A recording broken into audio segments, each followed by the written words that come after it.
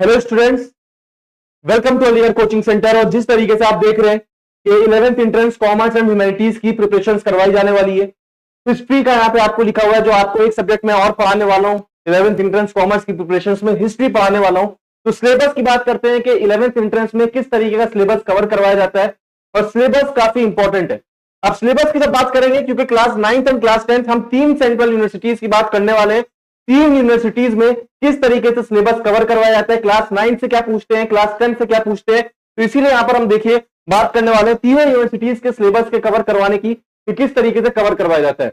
अब यहां पर क्लास 9 एंड क्लास 10 आपके सामने दोनों चीज कवर करवाई जाएगी। क्लास 9 का ये सिलेबस अभी देखेंगे, हिस्ट्री का क्या है, क्लास 10 का भी देखेंगे, क्योंकि एमयू के अंदर क्लास 9 एंड 10 दोनों पूछा जाता है। जामिया में और बीएचयू के अंदर सिर्फ क्लास 10 का सिलेबस कवर करवाया जाता है, क्योंकि वहां पर सिर्फ आपसे वही पूछा जाता है।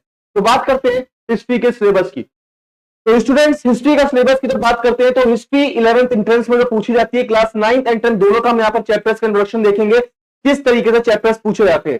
क्लास 9 की जब बात करते हैं तो क्लास 9 में सबसे पहला टॉपिक आपके सामने फ्रेंच रिवॉल्यूशन।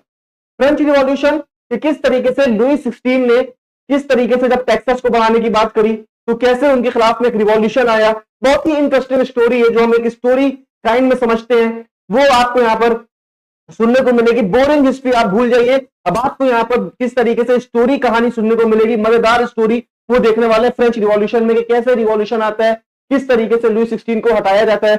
उसके बाद में आप देख रहे हैं socialism in Europe and the Russian revolution वाला चैप्टर है।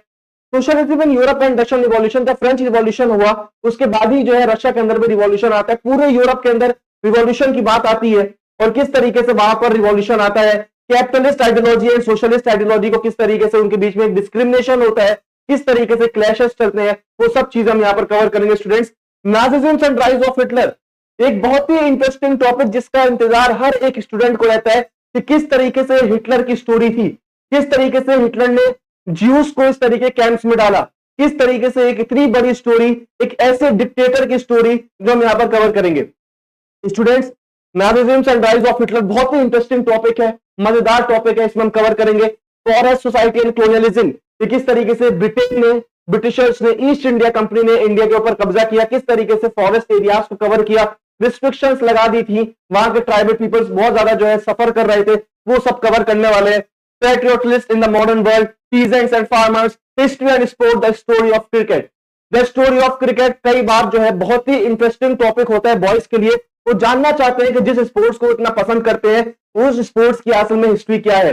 तो क्लास 9 का पूरा सिलेबस ये है, ये पूरा सिलेबस आपसे पूछा जाता है 11th एंट्रेंस में, और ये 11th एंट्रेंस क्लास 9 का जो है वो एमयू में पूछा जाता है, जबकि क्लास 10 का सिलेबस सिर्फ और सिर्फ जामिया एंड उसके साथ साथ बीएचयू में पूछा जाता है। ये कवर करते हैं क्लास 10 हिस्ट्री। क्लास 10 हिस्ट्री की जब बात करेंगे तो यहां पर the rise of nationalism in Europe, किस तरीके से यूरोप के अंदर एक नेशनलिज्म की इमेजिनेशन भड़कने लगी, किस तरीके से पूरा यूरोप एक यूनाइटेड फॉर्म में होने लगा, ये सारी चीजें हम यहाँ पर कवर करेंगे।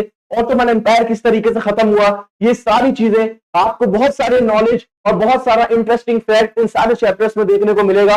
देन आता है नेशनलिज्म इन इंडिया, इंडिया में किस तरीके से इंडिया को इंडिपेंडेंस मिली, महात्मा गांधी का क्या रोल था, किस तरीके से महात्मा गांधी ने डिफरेंट सत्याग्रह मूवमेंट्स लॉन्च किए, रोलेट एक्ट क्या था, सिविल डिसोबीडियंस मूवमेंट क्या था, सॉल्ट मार्च के बारे में पढ़ेंगे। बहुत सारी चीजें यहाँ पर हम जो कवर करने वाले हैं।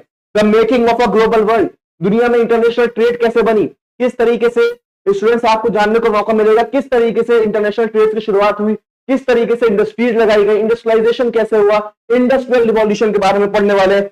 इसके बाद द एज ऑफ इंडस्ट्रियलाइजेशन, कैसे इंडस्ट्रीज लगाई गई, print culture and the modern world, printing press की हिस्ट्री पढ़ेंगे, किस तरीके से प्रिंटिंग प्रेस ने एक रिवॉल्यूशन क्रिएट कर दिया पूरी दुनिया के अंदर।